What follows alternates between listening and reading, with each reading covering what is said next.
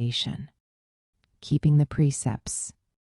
The 5 precepts traditionally begin with "do not," but they can also be read positively.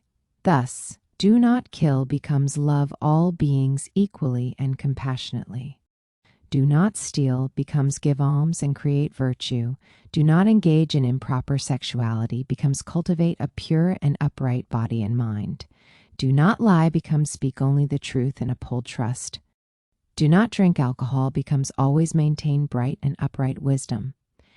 By understanding the precepts in this way, the precepts are not things you uphold by not doing something. Rather, you keep them by putting the Buddha's intention into action. When you rely upon and entrust everything to your inherently pure fundamental mind, all precepts are upheld naturally. If it is dirty, clean it. If it is disorganized, straighten it up. If it is broken, fix it. This is keeping the precepts. Living sincerely and uprightly while taking care of the things in your life is keeping the precepts. If you cultivate mind, you naturally uphold the precepts. People who fight with themselves, thinking "I must uphold the precepts," fail in the end to uphold the precepts. Regardless of whether it is the precepts or something else, you have to return everything to your foundation, then all precepts are naturally upheld. Nonetheless, practitioners should understand the history and intention behind the precepts. Understand them and entrust them to your foundation. In this way, you can apply them naturally in your daily life. "Don't do this, don't do that" is not the true meaning of the precepts given by the Buddha. Even if something is good, if you overdo it, it can become bad. Although something is considered wrong, if you do it according to the needs and circumstances, it may not necessarily be bad.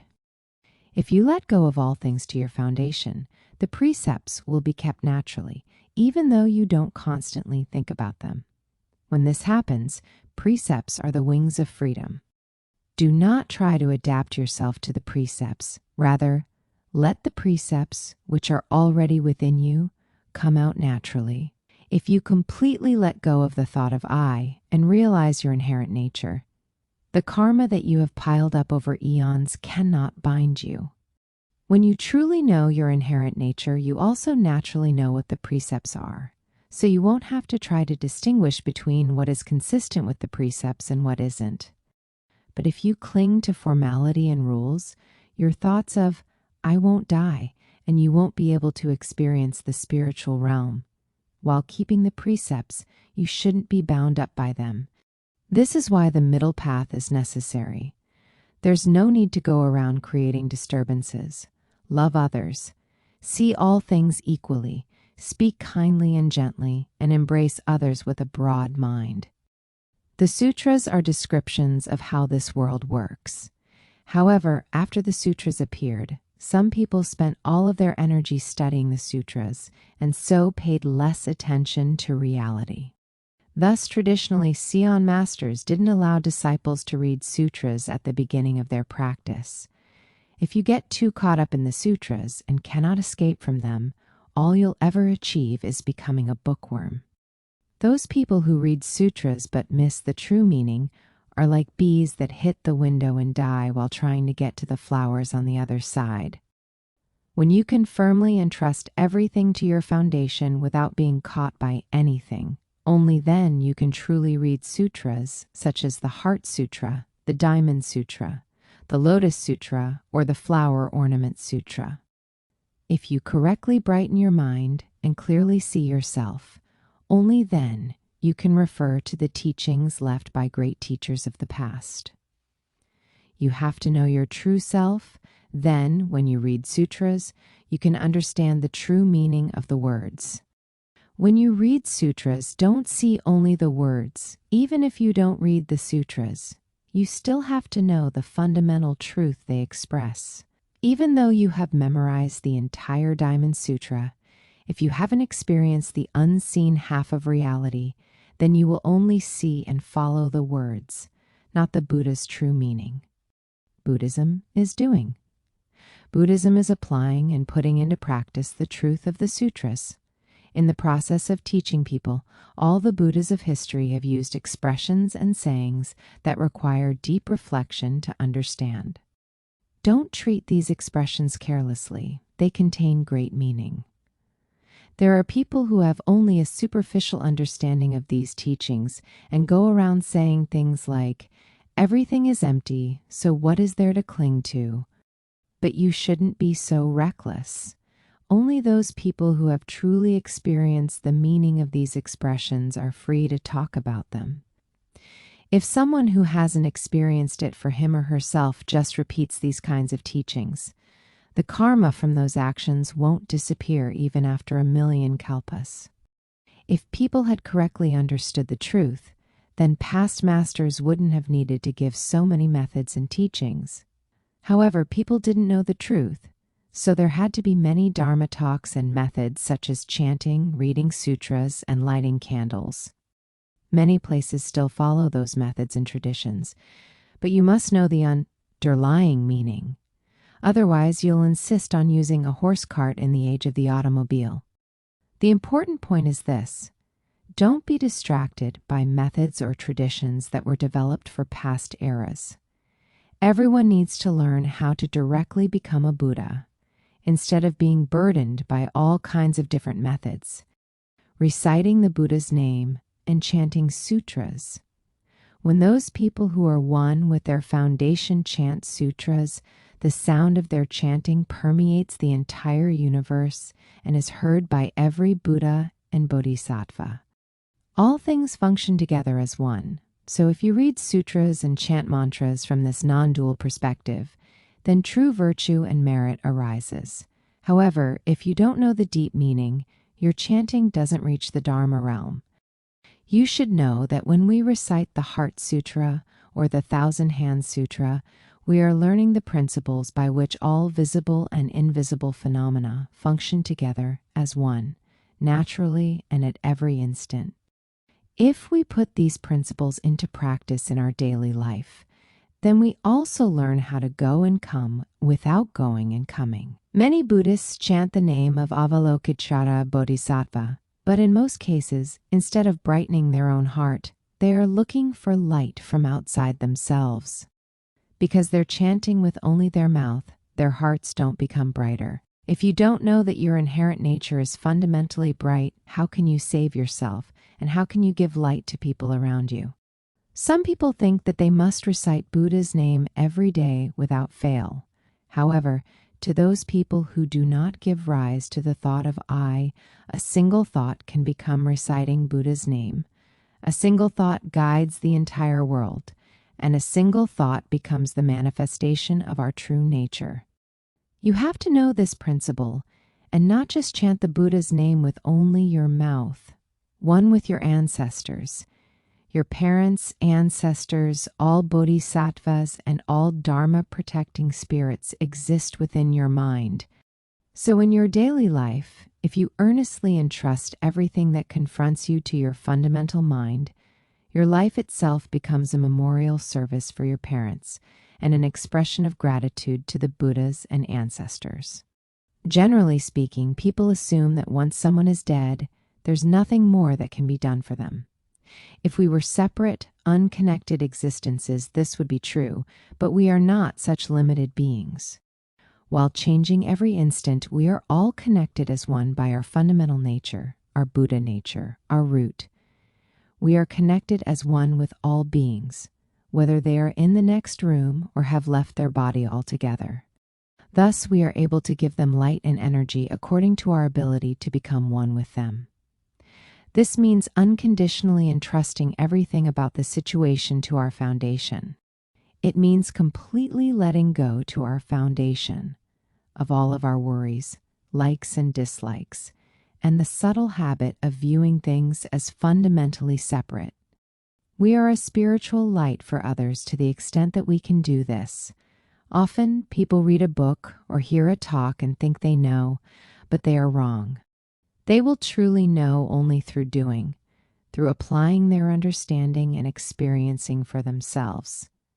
This first kind of knowing can even be considered a type of delusion and can be quite dangerous. Imagine someone who has only read a book about flying and thinks he knows all there is. What will happen to him when he has to finally get in the cockpit and take off? Once people die, they can't, on their own, change their level of consciousness. It remains at the same level they experienced while alive. Furthermore, people sometimes get stuck at the level they were experiencing at the moment of death, which is unfortunately often a lower level than the level they lived their life at. When we become one with them, their consciousness is raised to our level, or to the level they lived their life at, if our level of consciousness is higher. Essentially, we're helping them become unstuck and move forward at a level that more accurately reflects the level they attained while alive. Even a Buddha cannot raise the spirit of a deceased person higher than the level he or she had attained while alive. Thus, it is vital that we diligently cultivate our minds while alive and possessing a human body. True giving. If you view everything as your body, as your own pain, as your own situation, then how can your life be precious and someone else's life not be? This is true giving and the heart of a bodhisattva. Be able to forgive everything. When such a beautiful mind works together as one with all life and things in the universe, true giving, unconditional giving without you or me, will be possible. When you give something, give it without any thought of giving. You should entrust even giving to Jui-Gong and let go of it with deep sincerity. In a way, giving is like taking your money to A store and exchanging it for something else. Even though you give something to others, you are not only giving it, you are also receiving it. Try giving or helping others when you find yourself completely stuck. People often use so much energy worrying about what's mine that they actually end up blocking new things from coming to them. Everything is connected, and all energy inherently tries to flow among all things and lives equally, but our clinging and self-centered views end up blocking this energy. Even though you gave a lot of help to others, if you did it with unpleasant thoughts or a grim face, then because there was some reluctance, it cannot become virtue and merit. Furthermore, no matter how many good actions you have done or how much you have donated, as long as you think I did this, it cannot become virtue and merit. Let go of the thoughts centered around I as soon as you become aware of them and go forward. When you see both the material and non-material as one, if you lift a single finger, it can move the entire universe. This virtue and merit is beyond comprehension. Giving establishes the foundation with which you can repay your parents' kindness and can give sunlight to your children and strengthen their roots. Giving can be compassion, and not giving can also be compassion. Just make sure that it benefits others. Fate and destiny. When mind is bright, it is not because of fate. When mind is dark, it is not because of destiny. In the Buddha's Dharma, there is no fate or destiny, and the 3 disasters and the 8 hardships also do not exist. The Buddha's Dharma is truly refreshing and freeing. There is no such thing as fate or destiny. Everything depends upon how you use your mind. When you are not free from attachments, those will end up becoming the causes of what you experience. Thus, ultimately, happiness and unhappiness depend upon how you use your mind. When an actor is given a role, the actor follows the script he is given. Likewise, we are actors whose lines have been written by the effects of our own actions. And no matter whether you like your lines or not, you're not allowed to deviate from them. You are the one who made this script, this mountain of habits called fate and destiny, so you are also the one who has to melt them down. When you were born with your body, you were already carrying with you the good and bad karma that you have accumulated over billions of eons. When this manifests, people mistakenly attribute it to fate or destiny. However, if you take everything that arises from both inside and outside of your body and entrust all of this to your foundation and let it melt down, then as I disappears, your old karma expires and you stop creating new karma. People who know this principle do not talk about fate and destiny. believing in outer powers. When problems occur, most people search for solutions from somewhere outside of themselves, instead of looking within. They rely on doctors and hospitals for problems with their body, and they try to solve their poverty by depending upon the help of others. They ask about their destiny from fortune tellers, and they rely upon schools for education. These can be temporary solutions, but they cannot be permanent solutions. Although it is said that clothes are wings, even if you wear very nice clothes, those clothes cannot become your body. Likewise, although something seems helpful, if you find it anywhere other than inside yourself, it is not a true solution. Thus it is said that above all else, you must find yourself. The wisdom and energy to take care of everything that confronts you is already within you.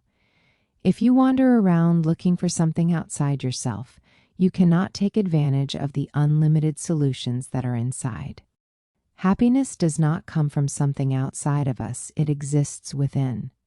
If you are praying for help from some outer power, then you have already fallen into duality. No matter how much effort you spend praying like this, it cannot result in any virtue and merit. This is because everything that confronts you has arisen from your foundation, so only your foundation can take care of it. You plant, harvest, cook, and eat your own rice. Nobody can give it to you, and nobody can do it for you. Therefore, you must concentrate on developing your mind. If instead you wander around carrying an empty cup and begging for help, you will never be satisfied. Do not betray your Jungong, which has brought you here over hundreds of millions of kalpas. If you are someone who blindly believes in outer powers, then it can be said that you have turned your back on the great and unlimited potential of a human being, the capacity to become a Buddha. If you are a human being, then as the most advanced animal, you must know to reflect upon yourself. Religious conflict. Religion is a name. It is a name made by people according to their circumstances and geographical location, but fundamentally, they are still one family. Religion ought not be something to fight over. People fight because they want to fight. God does not tell them to fight, and Jesus does not tell them to fight. Buddha does not order them to fight, and Allah does not command them to fight. People just look for an excuse to fight, so they say that they are fighting in the name of their supreme being. Everyone's thoughts are different, but how can the truth be different? Even within Buddhism, different people believe in different ways. From some perspectives, it can even be said that they believe in different religions. If people know that the truth is one, then even though their religions have different names, it is as though they all believe in the same religion. Don't say that a particular religion is the only way. Instead, if you correctly understand the teachings of your religion and put them into practice, you become humble. You will realize that you and I, you and the world, you and the universe, and you and every single thing are one. When we are standing in front of the truth, arguments about your religion and my religion are as trivial as dust particles.